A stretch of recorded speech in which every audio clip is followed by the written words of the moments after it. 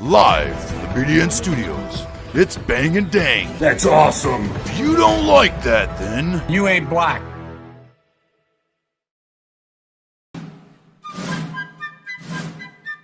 Welcome back to Battles of the American Civil War, and a follow-up to last week's episode. We told you, we went through it.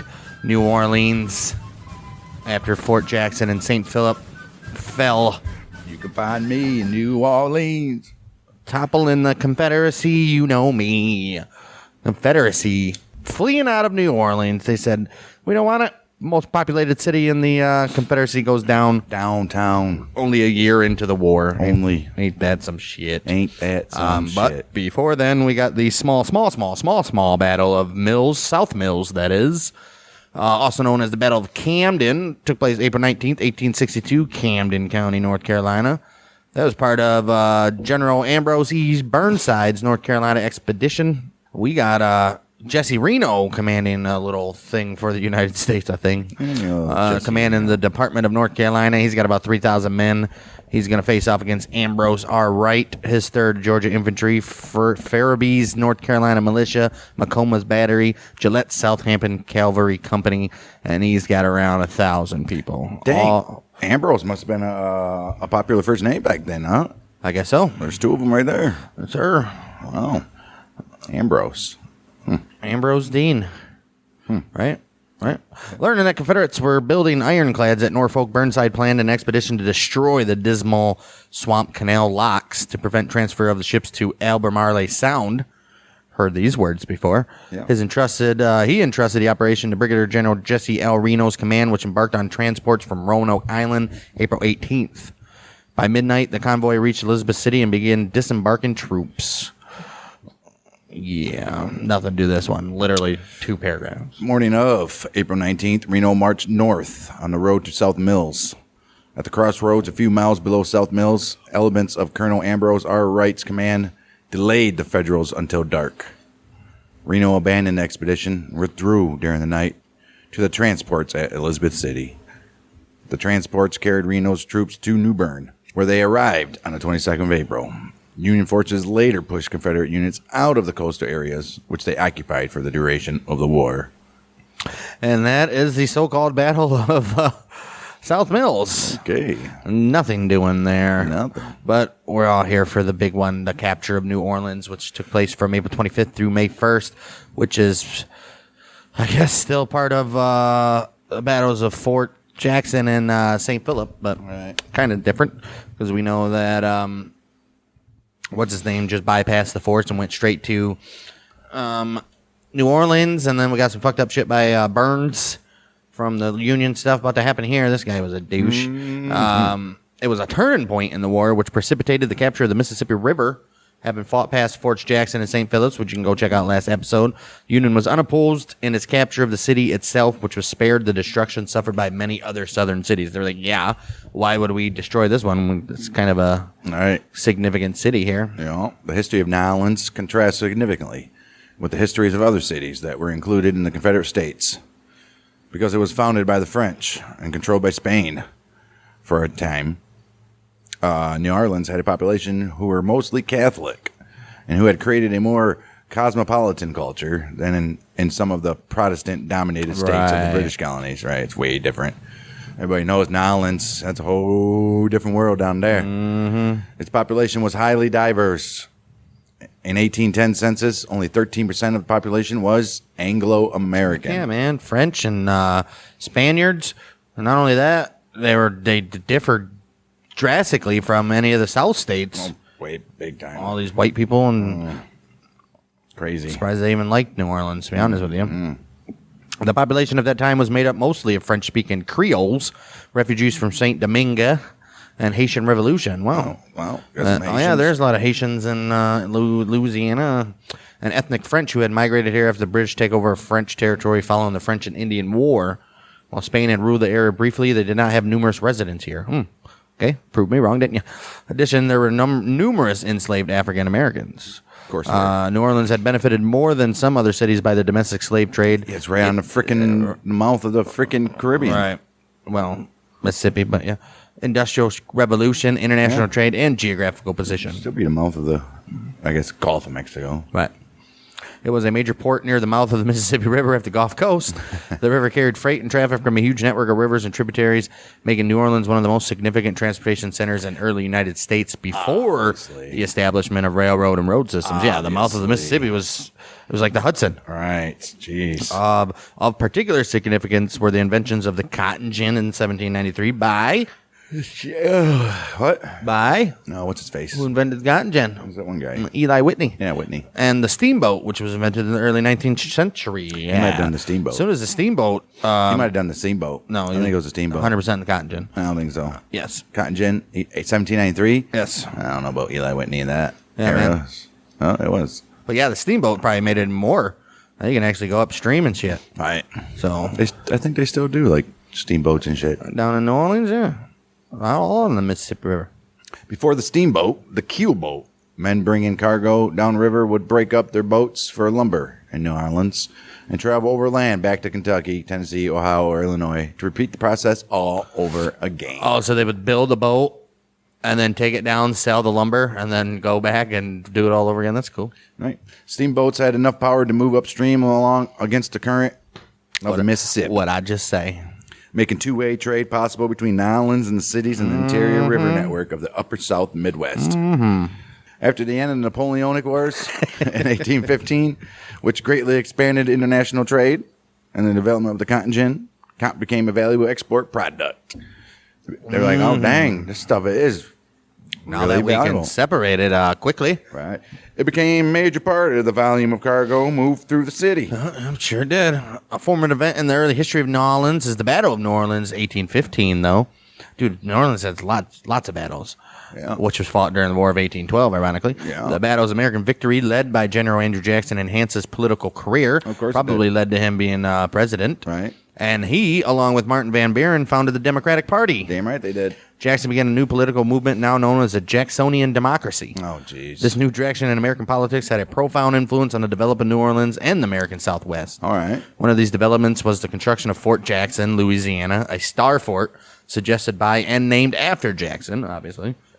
This fortress was intended to support Fort St. Philip and bar the Mississippi Delta from invasion. Didn't work too good, did it? Yeah, they didn't expect the type of ships the Civil War was bringing in. Right.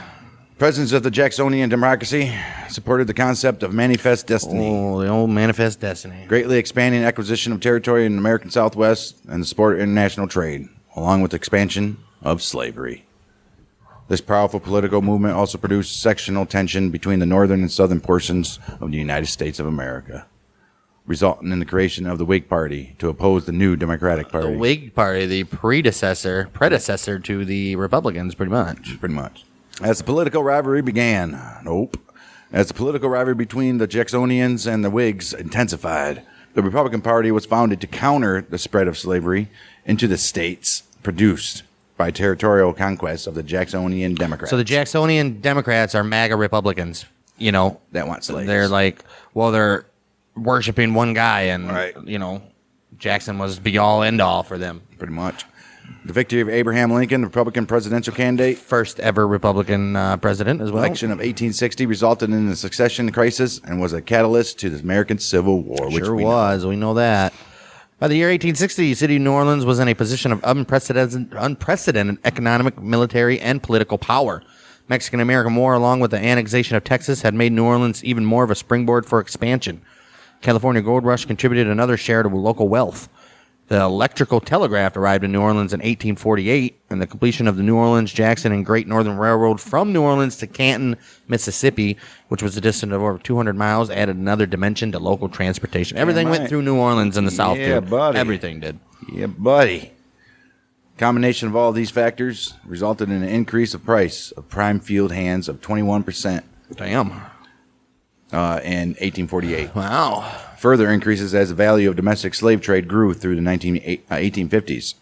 By 1860, New Orleans was one of the greatest ports in the world, with 33 different steamship lines and trade worth $500 million. Oh, my In the goodness. 1850s, Passing- 60s, right, dude. and all that was passing through this city. So it was a gold mine. As far as population, the city outnumbered any other city in the South was larger than the 4 next largest southern cities combined, with an estimated population of 168,675. Wow. That's like as big as the South altogether, dude. Holy shit.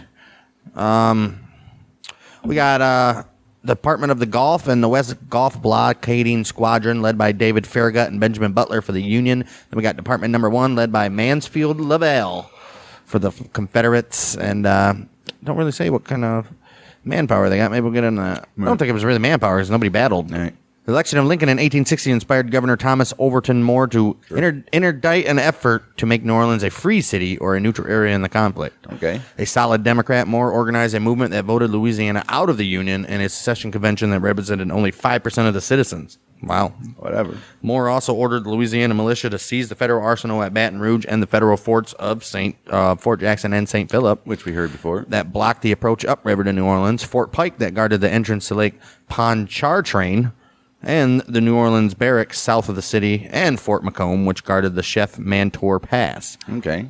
These military moves were ordered on January 8, 1861, before the secession convention. With military companies forming all over Louisiana, the convention voted Louisiana out of the Union 113 to 17. Dang. And those 17s were murdered. Most likely. Probably. Or Outbreak of hostilities in the area of Fort Sumter, South Carolina, led to the story of New Orleans and the Civil War. New Orleans, I mean, it was bound to happen. Mm-hmm. Bound to happen. Can't just stay neutral, first of all. No. The Union strategy was devised by Winfield Scott, whose Anaconda Plan called for the division of the Confederacy by seizing control of the Mississippi. Yep. One of the first steps in such operations was the imposition of the Union blockade. After the blockade was established, a Confederate naval counterattack attempted to drive off the Union Navy, resulting in the Battle of the Head of Passes, which we Go did. check that out. The Union countermove was to enter the mouth of the Miss, ascend to New Orleans, and capture the city. So they're going around into the Gulf, come up into the mouth. Wow. Which would be closing off the mouth of Mississippi to the Confederate shipping, both from the Gulf and from the Mississippi River. Right. Wow. Which were still being used by the Confederate vessels at that time. Cutting off all supply line, dude. All supply. Well, by mid-January 1862, Flag Officer David Farragut had undertaken this enterprise with his West Gulf Blockading Squadron. The way was soon open, except the water passes past the 2 masonry forts, Jackson and St. Philip, which were above the head of passes, approximately 70 miles downriver below New Orleans. From April 18th to 28th, Farragut bombarded and then fought his way past these forts, which we've said last episode, managed to get his 13 of his fleet ships upriver on April 24th. He did. Historian John D. Winters in The Civil War in Louisiana, published in 1963, noted that with few exceptions, the Confederate fleet at New Orleans had made a sorry showing. Self-destruction, lack of cooperation, the cowardice of untrained officers, and the murderous fire of the federal gunboats reduced the fleet to a demoralized shamble. You ain't kidding. It did, too, dude. Some terrible shit. Historian Alan Nevins argues the Confederate defenses were defective. Confederate leaders had made a tardy, ill-coordinated effort to muster at the river barrier. Fortunately for the Union, both the naval and the military auxiliaries were weak.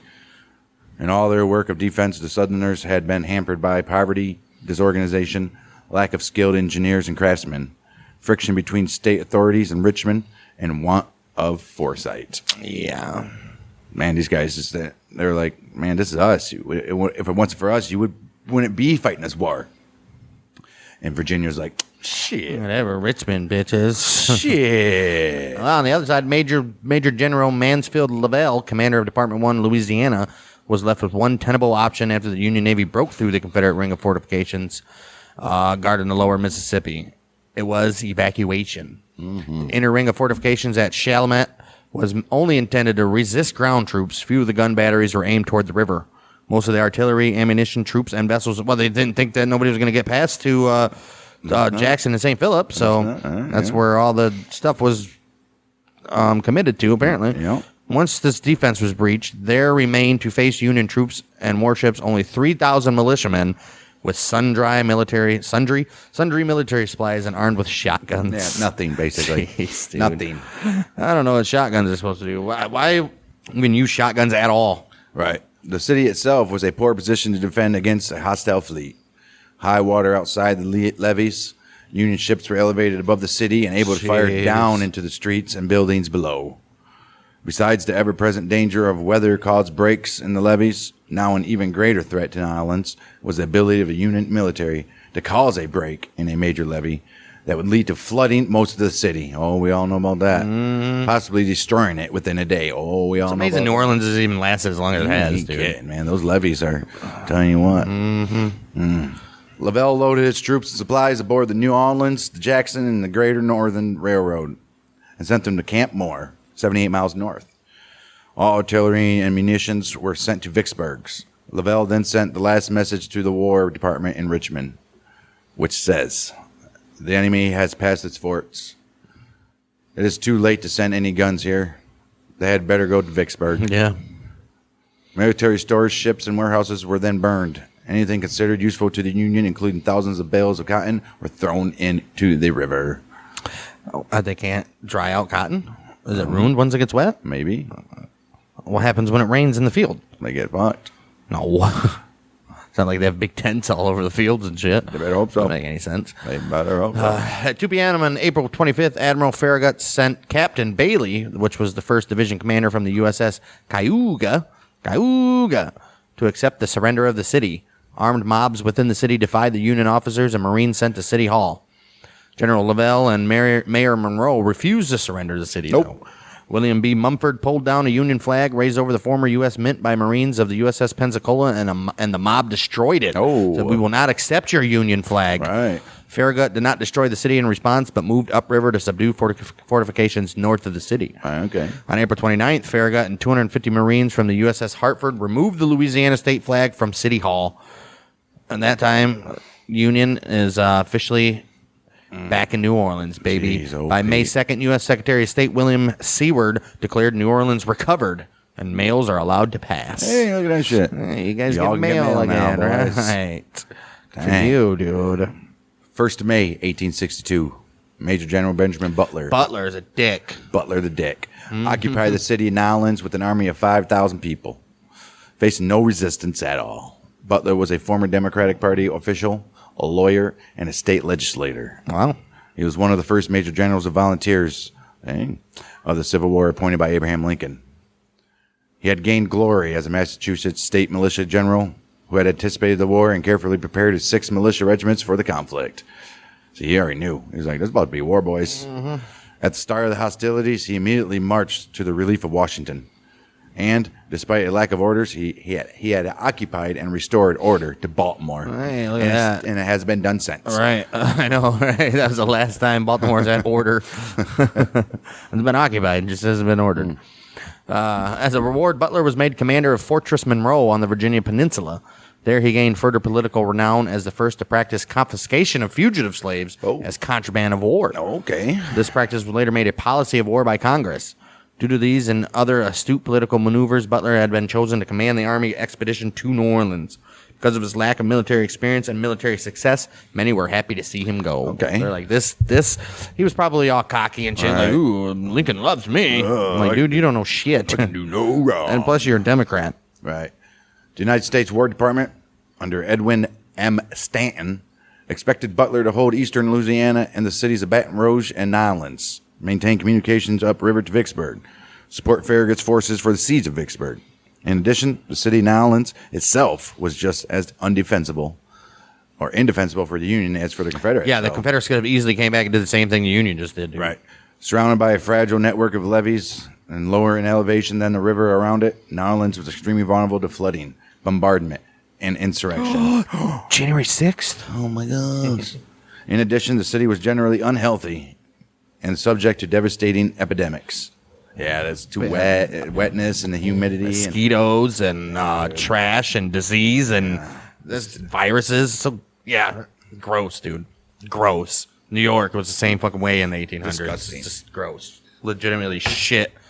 Like how you see shit on the streets of San Francisco right now, that was commonplace back in the day in big cities, dude. It was everywhere. They just threw their garbage on the road, on the sidewalks and shit. Out their freaking apartment windows. Baking in the sun and shit. It's gross. Defense of the city against attacks from Confederate forces depended on an extensive outer ring of fortifications requiring a garrison of thousands of troops. As they conquered territory, Louisiana had a potential for becoming a serious logistical drain on Union forces. Yeah, they could spent all their manpower trying to defend that. All right. And an unsustainable front if contested by well-organized resistance movements. It was popularly assumed that Confederacy would launch a major counteroffensive to retake it. As the largest population center of the Confederacy and commanding formidable industrial and shipping resources, its permanent loss would be politically intolerable to the Rebs. Right. Well, I don't think they ever, if they did, nothing happened because... Well, Butler was one of the most controversial and volatile personalities of the Civil War together. Yeah, you're about to see it. He became infamous in New Orleans for his confrontational proclamations and for alleged corruption. Doesn't surprise me Give any. a guy a little bit of power, man. The impression had been created by Confederate officials and sympathizers that New Orleans and Louisiana were held by a brute military force and terror. Butler was a political general, awarded his position by political connections, and this political background made his position in New Orleans tenable until outrage forced his withdrawal in 1862. Butler faced a difficult challenge securing the Confederacy's largest city with a relatively small force. His total military command, about 15,000 troops. That's not that small. What are you guys talking about? Jeez. He was not sent reinforcements during the time he commanded in Louisiana, which was between May and December of 1862. Butler stated, "We were 2,500 men in a city of 150,000 inhabitants, all hostile, bitter, defiant, explosive, standing literally in a magazine, a spark only needed for destruction." You ain't kidding. His methods of preserving order were radical and totalitarian, even in the North and Europe, with the issue of Butler's General Order Number 28, which we'll see what that is there in a second. He's OP. Yeah, he became a dictator, dude. Right. Wow, the residents of New Orleans, notable many women, did not accept the Union occupation very well. Butler's troops faced all manner of verbal and physically symbolic insults from women, he said, including obvious physical avoidance, such as crossing the street or leaving a streetcar to avoid a Union soldier, being spat upon, and having chamber pots being dumped upon them. Oh, no, that's pee, dude. Or shit, or whatever. Yeah. The Union troops were offended by the treatment. Of course they were. After 2 weeks of occupation, Butler had enough. Bet. He issued. It's the only word in the English Had, dictionary where you can repeat it and it means something different. and it makes sense. Right. He issued his General Order Number 28, which instructed Union soldiers to treat any woman who offended a soldier as a woman of the town plying her avocation. Basically, treat her as a whore. Yeah. Treat her as a whore. And we all know how whores were allowed to be treated back then. We got a telegram or something. I think whores were on a lower level than blacks. Or they're just a step At least up. right there, yeah. Yeah, pretty close. From the headquarters of the Department of the Gulf, New Orleans, May 15th, 1862. As the officers and soldiers of the United States have been subject to repeated insults from the women, calling themselves ladies, of New Orleans in return for the most scrupulous non-interference and courtesy on our part, it is ordered that hereafter, when any female shall by word, gesture, or movement insult or show contempt for any officer or soldier of the United States, she shall be regarded and held liable to be treated as a woman of the town plying her avocation. That's some freaking communist shit right there. By command of Major General Butler, General C. Strong, Assistant Adjutant General and Chief of Staff, who was relaying this message, apparently. Yeah, so he had to send that to the Department of War. Like, this is what we're doing down here, man. We're going to start smacking the shit out of these ladies. They don't stop throwing their piss pots on us. I mean, America, mofo. You don't like it? Don't tell you. Well, Right? I mean, what you can do, man? Jeez, oh, Pete. I mean, you can't be throwing piss pots on You people. can do anything you I want. don't think so. That might be like assault, I guess. It should be. I don't know. They were doing it in the old Summer of Love a couple of years ago, so Yeah, disgusting. pretty much the same stuff. Yeah.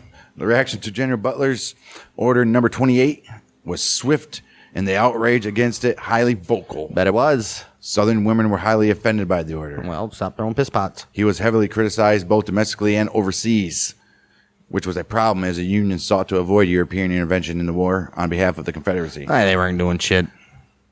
The European was thinking about it. They just wanted to see.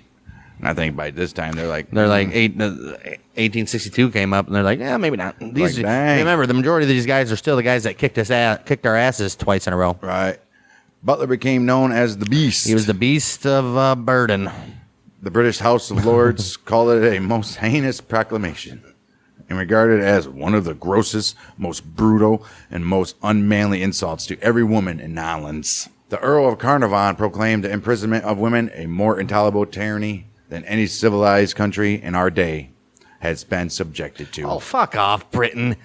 What were you guys doing in all those islands you would go travel to and take over and God knows what? The hell out of here. Same shit. Exactly. Worse. Right. The Saturday Review criticized Butler's rule, accusing him of gratifying his own revenge and likening him to an uncivilized dictator. That's what it is. Why didn't the Department of War do anything? Well, I don't think they care. They said if he had possessed any of the honorable feeling which is usually associated with a soldier's profession, he would not have made war on women. No. If he had even been endowed with the ordinary magnanimity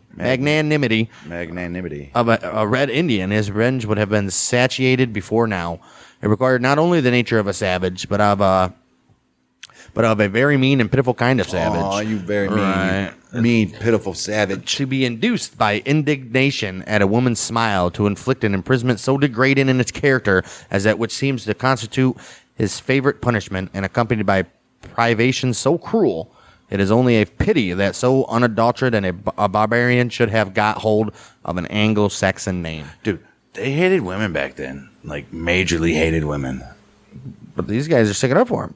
I'm saying. Well, yeah, they weren't even allowed to vote till, 1912? Ridiculous. So, yeah, but everybody in New Orleans, that's the thing to do, though. Even though in New Orleans, everybody's treating the women probably the same thing that these guys are doing, but it's the Union doing it, so it's bad. Butler tried to defend his command in New Orleans in a letter to the Boston Journal, claiming the devil had entered the hearts of the women of New Orleans to stir up strife. He also falsely claimed that the order had been very effective. He said, in essence, the effective way to deal with a Confederate sympathizing woman who is a defiant was to treat her as one of an undignified prostitute. That is to ignore her. But many thought the language of the order was ambiguous and feared that Union troops would treat New Orleans women like prostitutes in regards to soliciting them for sex and perhaps even rape, violence. I don't think so. Beating them down. I think you treat them like whores and say, stay the hell away from me, Right, you whore. you shut your mouth when I'm around. Dirty whore. Unless you don't speak unless spoken to. You look at the ground when you see men. Butler's inflammatory order was so controversial that it caused a significant public relations problem. I bet it did. For the Union, and he was withdrawn from New Orleans in December 1862, just 8 months after taking command of the city. The most valuable asset Butler commanded in New Orleans was not his army, but his formidable political heritage. Butler was a Jacksonian Democrat in all senses, and a populist and a reformer. He had a great gift for identifying with the issues of the broadest levels of the voters, except for, hating women, and turning them to his political advantage. Here, the Jacksonian political legacy had come full circle in 47 years, from defending New Orleans from the British to securing it from secession. Butler's inscription on the base of Jackson's statue, "The Union must and shall be preserved," was symbolic of his political identity. The inscription echoed Andrew Jackson's 1830 toast in response to a speech endorsing nullification.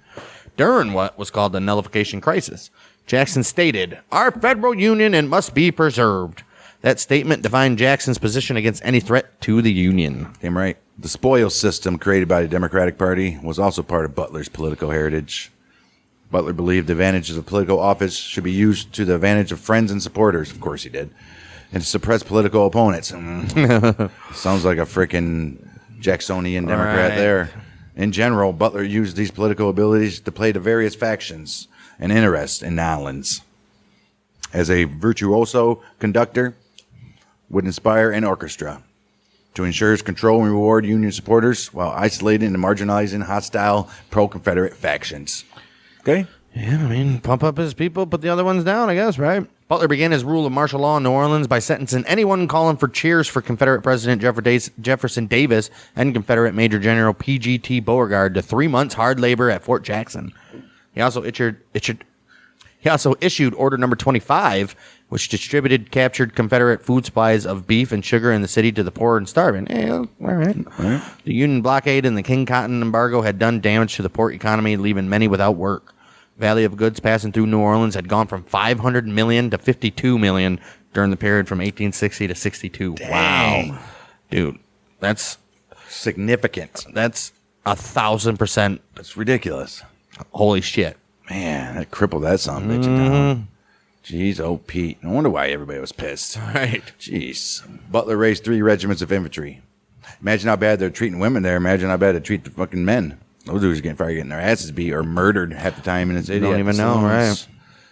But Throw them in the swamp. Don't even fucking know it. Gators will get you. I haven't seen my husband in 3 days. Mine neither, Nancy. It's those damn unions. Shut up, bitch. Shut up, bitch. Suck my dick, bitch. Butler raised 3 regiments. Suck my dick or a hard time at Fort Jackson. Fort Jackson. Take your pick. We'd be sucking dick anyway. Butler raised 3 regiments of infantry. The 1st, the 2nd, and the 3rd, obviously. Right. I'm going to call you the 5th, 27th, and 38th. Yeah, sounds good to me. Butler raised 3 regiments of infantry, the 1st, 2nd, and 3rd Louisiana Native Guards. The Corps d'Afrique from existing free black militia units, which were supervised by General Daniel Ullman. Dang, you got some Louisiana Native Guards, had some black folks in there? No, that was the Corps d'Afrique. That was their own separate thing. You know, black people weren't allowed to serve yet. Right. At least with the whites. Right. These black units were unusual in having black officers. Oh, look at that. Wow. They served both to add to his forces and to confront the former ruling classes of the city with the bayonets of their former slaves. Wow. Butler also used his commercial contacts in the Northeast and Washington to revive commerce in the city, exporting 17,000 bales of cotton to the Northeast and reestablishing international trade. Man, look at that. This time we're trading again, just under the Union name in New Orleans. He employed many local citizens in logistics support of the Union military and in cleaning up the city, including an expansion of the existing city sewer system and setting up pumps to empty the system into the river. Gross.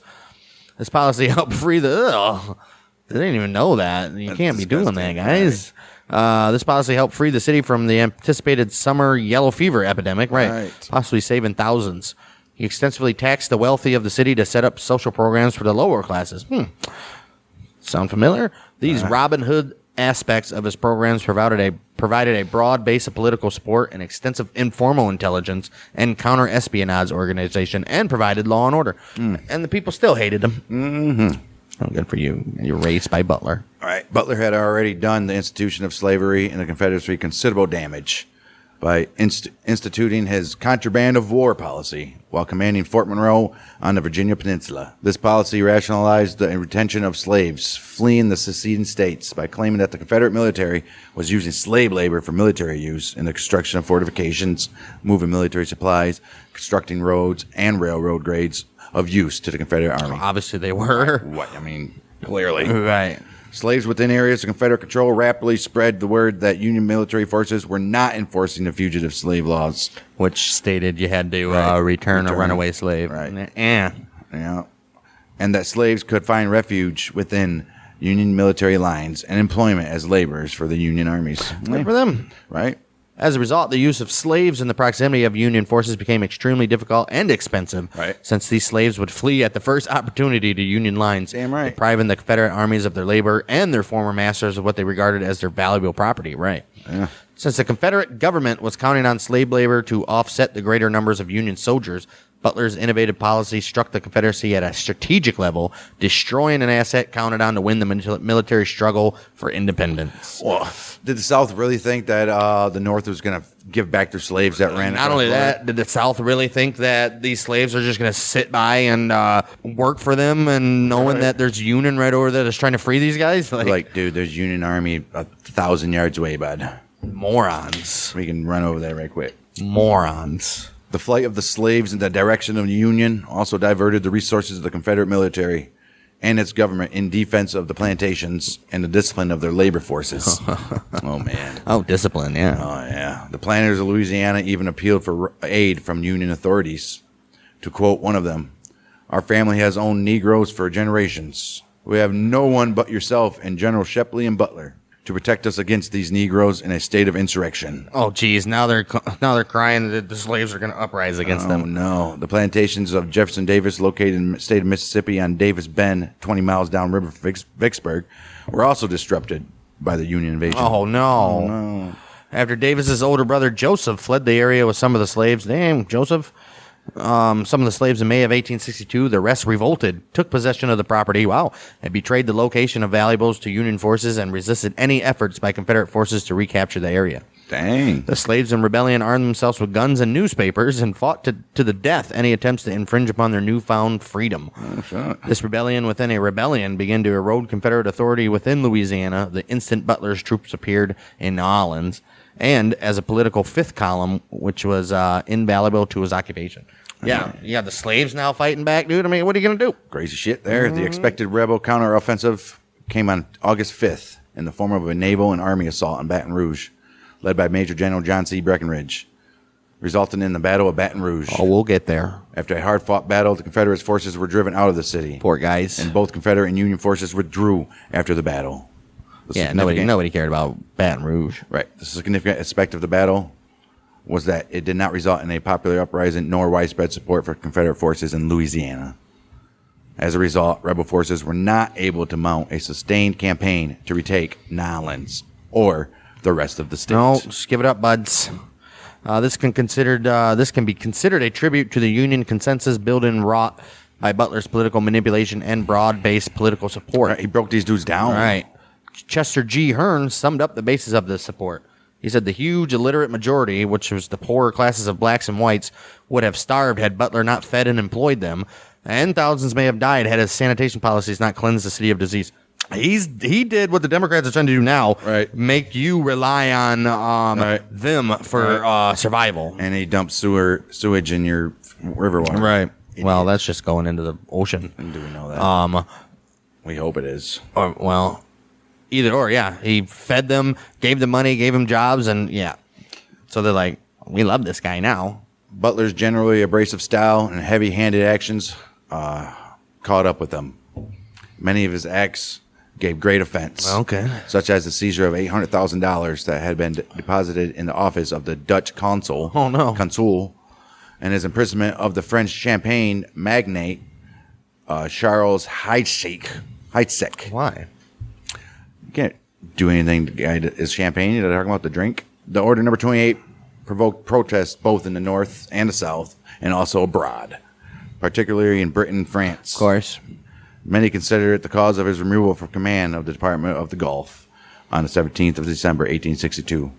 He was also nicknamed Beast Butler and Spoons. Hey, Spoons. For his alleged habit of pilfering the silverware of southern homes in which he stayed. That dude was just pocketing silverware. Oh, man. Jeez. He became so reviled in the city that merchants began selling chamber pots with his likeness at the bottom. Oh, jeez. On June 7th, he executed William B. Mumford, who was the guy that tore down the U.S. flag placed by Farragut on the New Orleans Mint. For the execution, Butler was denounced in December of 1862 by President Jefferson Davis in General Order 111 as a felon deserving capital punishment, right, who, if captured, should be reserved for execution. Yeah. Butler's administration did have benefits to the city, which was kept both orderly and healthy. Of course they did. Right.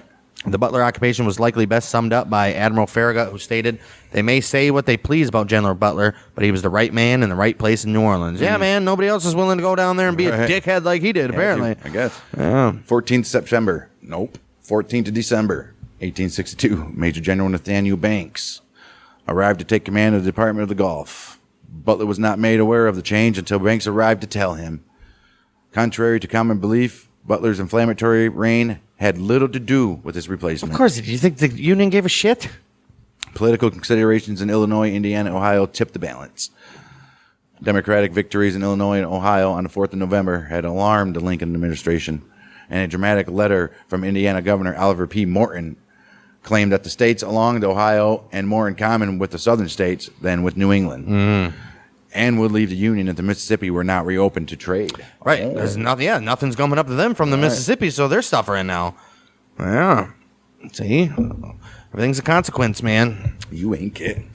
These new considerations reinforce the idea by Secretary of State William Seward, one of Butler's political opponents, that an invasion of Texas would be favorably received by a pro-Union group of German-American cotton farmers living there. Right. The idea was championed by Banks, a New England political general eager to send cotton to the mills in the Northeast. Banks undertook the siege of Port Hudson and, after its successful conclusion, began the Red River Campaign in the pursuit of Texan cotton. Uh-oh. The Red River expedition proved to be a costly failure, and resulted in more than wanton destruction and looting Oh. than the Butler occupation. Wow. So that's all coming up in our future there. Yeah. Red River. Red River rivalry. Red River. That's the capture of New Orleans, essentially, there. Huh? The taking of New Orleans. Butler was a dick, but I guess it was warranted. Nobody else was going to do it. Smacking bitches and What you can do, killing man? people and All stuff. right. I mean, jeez. Might as well. All right. Yeah, that's it for us. We will be back next week for the Siege of Corinth, which is a pretty major battle. Corinth, Mississippi. We've been hearing about this for a while. We got Yeah. the big guys up in here. Halleck, Beauregard, Grant makes an appearance in this one.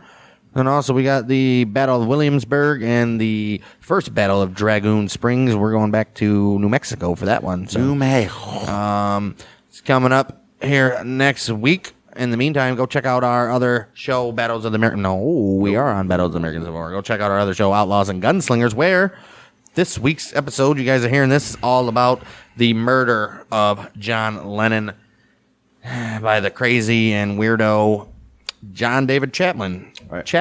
Chapman. Idiot. Weirdo. John David Chapman. Right. David. Was it John David? Yeah. John David Chapman. Yeah, weirdo guy. I want to make sure everybody knows about the Catcher in the Rye, so I'm going to murder somebody for it. If you guys ever seen the picture of the guy, you can always just see people and just look at him and be like, yeah, there's going to be a problem with this guy. We don't know what that problem's going to be, but there's going to be a problem. And they're always nicknamed Westy for some reason. Right. That's Outlaws and Gunslingers, all about the John Lennon murder. One of our longest episodes we've done in quite some time, about an hour and a half worth there. And then the Lennon? Yeah, that was long. and then this week as well, the week on sports history, which is September 5th through the 11th, going through everything from touchdown records, home run records, pitching records, and anything else in between there. Pretty decent week, I guess. Babe Ruth did some things, I think. Yeah. Something like that. Somebody was born. People There died. was, yeah. You know, stuff like that. If you guys enjoy this show or Outlaws and Gunslingers, pretty much the same thing over there on This Week in Sports History. We just go through the week and bullshit and talk sports over there. So if you guys are sports fans, go check that out. Just look up Bang Dang Network on Google where you get this show, and you'll find a couple other shows that we do as well. And with that being said, we're back next week for the big battle of Corinth, plus a couple other smaller ones. We are the Mouthy Michiganders with Bang, dang.